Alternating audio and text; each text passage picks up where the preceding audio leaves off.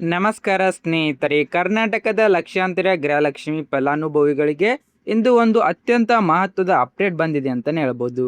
ಗೃಹಲಕ್ಷ್ಮಿ ಯೋಜನೆಯ ಹಣ ಪಡೆಯುತ್ತಿರುವ ಮಹಿಳೆಯರಿಗೆ ಸರ್ಕಾರ ಹೊಸದಾಗಿ 5 ಪ್ರಮುಖ ನಿಯಮಗಳನ್ನು ಜಾರಿಗೆ ತರಲು ಸಿದ್ಧತೆ ನಡೆಸಿದೆ. ಇದರ ಜೊತೆಗೆ BPL ಕಾರ್ಡ್, ಶಕ್ತಿ ಯೋಜನೆ, ಸ್ಮಾರ್ಟ್ ಕಾರ್ಡ್, ಮತದಾರರ ಪಟ್ಟಿ ಪರಿಷ್ಕರಣೆ ಹಾಗೂ ಚಿನ್ನದ ಬೆಲೆ ಇಳಿಕೆ ಕುರಿತು ದೊಡ್ಡ ಸುದ್ದಿಗಳು ಹೊರಬೀಳುತ್ತಿವೆ.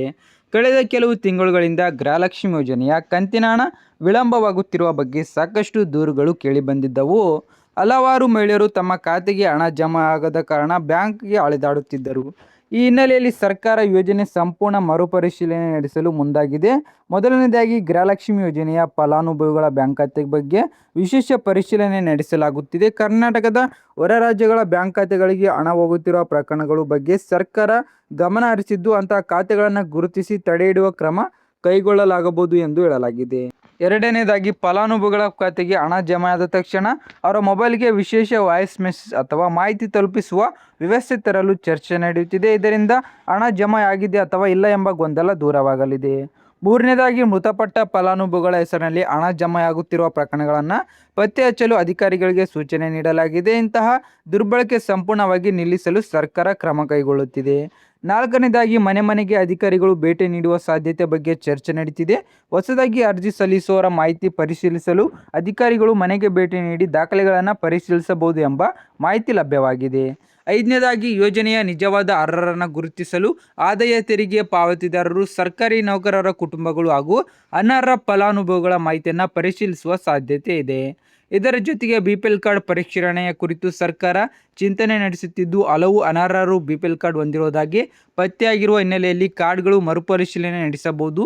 ಅರ್ಹ ಬಡ ಕುಟುಂಬಗಳಿಗೆ ಮಾತ್ರ ಸೌಲಭ್ಯ ಸಿಗಬೇಕು ಎಂಬ ಉದ್ದೇಶದಿಂದ ಈ ಕ್ರಮ ಕೈಗೊಳ್ಳಲಾಗಿದೆ.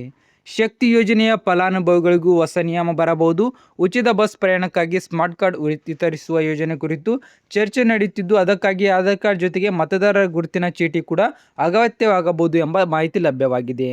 ಮತದಾರರ ಪಟ್ಟಿ ಪರಿಷ್ಕರಣೆ ಕಾರ್ಯ ರಾಜ್ಯಾದ್ಯಂತ ಆರಂಭವಾಗಲಿದ್ದು, BLO ಅಧಿಕಾರಿಗಳು ಮನೆಗೆ ಭೇಟಿ ನೀಡಿ ಮಾಹಿತಿ ಸಂಗ್ರಹಿಸಲಿದ್ದಾರೆ. ನಿಮ್ಮ ಹೆಸರು ಮತದಾರರ ಪಟ್ಟಿಯಲ್ಲಿ ಸರಿಯಾಗಿದೆ ಎಂಬುದನ್ನು ಪರಿಶೀಲಿಸಿಕೊಳ್ಳುವುದು ಬಹಳ ಮುಖ್ಯ. ಇನ್ನು ಚಿನ್ನ ಮತ್ತು ಬೆಳ್ಳಿ ಖರೀದಿಸುವವರಿಗೆ ಸಂತಸದ ಸುದ್ದಿ ಸಿಕ್ಕಿದೆ. ಅಂತಾರಾಷ್ಟ್ರೀಯ ಮಾರುಕಟ್ಟೆಯಲ್ಲಿ ಬೆಲೆ ಕುಸಿತ ಕಂಡುಬಂದಿರುವ ಹಿನ್ನೆಲೆಯಲ್ಲಿ ಚಿನ್ನ ಮತ್ತು ಬೆಳ್ಳಿ ದರದಲ್ಲಿ ಇಳಿಕೆ ದಾಖಲಾಗಿದೆ. ಮುಂದಿನ ಕೆಲವು ದಿನಗಳಲ್ಲಿ ಬೆಲೆ ಮತ್ತಷ್ಟು ಇಳಿಕೆಯಾಗುವ ಸಾಧ್ಯತೆ ಬಗ್ಗೆ ಮಾರುಕಟ್ಟೆ ತಜ್ಞರು ಅಭಿಪ್ರಾಯ ವ್ಯಕ್ತಪಡಿಸಿದ್ದಾರೆ. ಒಟ್ಟಾರೆಯಾಗಿ ನೋಡಿದರೆ ಗೃಹಲಕ್ಷ್ಮಿ, ಶಕ್ತಿ ಯೋಜನೆ, BPL ಕಾರ್ಡ್ ಮತ್ತು ಇತರ ಗ್ಯಾರಂಟಿ ಯೋಜನೆಗಳ ಫಲಾನುಭವಿಗಳು ಮುಂದಿನ ದಿನಗಳಲ್ಲಿ ಹೊಸ ನಿಯಮಗಳ ಬಗ್ಗೆ ಎಚ್ಚರಿಕೆಯಿಂದ ಇರಬೇಕು. ಸರ್ಕಾರದ ಅಧಿಕೃತ ಪ್ರಕಟಣೆಗಳನ್ನು ಗಮನಿಸುತ್ತಾ ತಮ್ಮ ದಾಖಲೆಗಳನ್ನು ಸರಿಯಾಗಿಟ್ಟುಕೊಳ್ಳುವುದು ಅತ್ಯಂತ ಮುಖ್ಯವಾಗಿದೆ. ನಿಮಗೆ ಗೃಹಲಕ್ಷ್ಮಿ 31ನೇ ಕಂತಿನ ಹಣ ಜಮಾ ಆಗಿದೆಯಾ? ನಿಮ್ಮ ಅಭಿಪ್ರಾಯನ ಕಮೆಂಟ್ ಬಾಕ್ಸಲ್ಲಿ ತಿಳಿಸಿ. ಈ ಮಾಹಿತಿ ನಿಮ್ಮ ಕುಟುಂಬದವರು ಮತ್ತು ಸ್ನೇಹಿತರೊಂದಿಗೆ ಹಂಚಿಕೊಳ್ಳಿ. ವಿಡಿಯೋ ಇಷ್ಟವಾದರೆ ಲೈಕ್ ಮಾಡಿ, ನಮ್ಮ ಚಾನಲ್ನ ಸಬ್ಸ್ಕ್ರೈಬ್ ಮಾಡಿ.